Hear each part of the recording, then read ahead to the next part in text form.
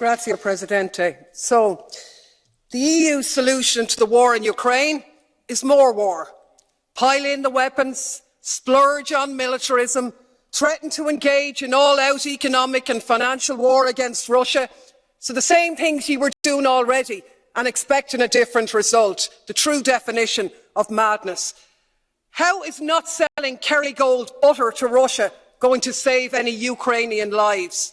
How is buying filthy fracked US gas going to stop the war? They won't, of course, because nowhere have sanctions ever succeeded in ending a military assault or achieving regime change. But what they have done is unleash economic devastation.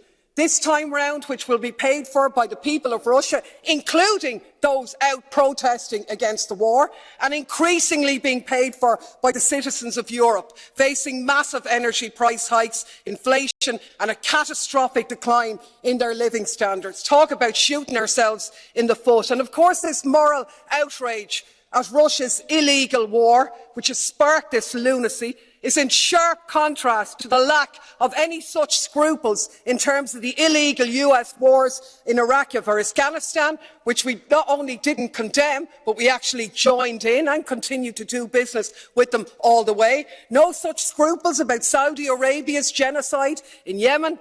And even as the victims of those conflicts in the last few weeks meet to desperately seek financial pledges for their humanitarian crisis, they're being left short by billions, while we're happy to spend billions prolonging the war in Ukraine. Makes me absolutely sick. 7 weeks ago, Germany's Chancellor Scholz correctly said, "Peace in Europe cannot be won against Russia." But that's exactly what we're doing. Yes, Russia bears responsibility for this conflict. Of course they do. But we cannot ignore the role of NATO. And the EU, instead of promoting peace and acting in the interests of the people of Europe, the Ukrainians, the EU citizens, and yes, the Russian citizens too, has become a tool of NATO and the military-industrial complex. What is needed is an end to the conflict, an end to militarism, a ceasefire and a negotiated settlement. We should restore our role as a diplomatic one of promoting peace. Anything else makes us complicit.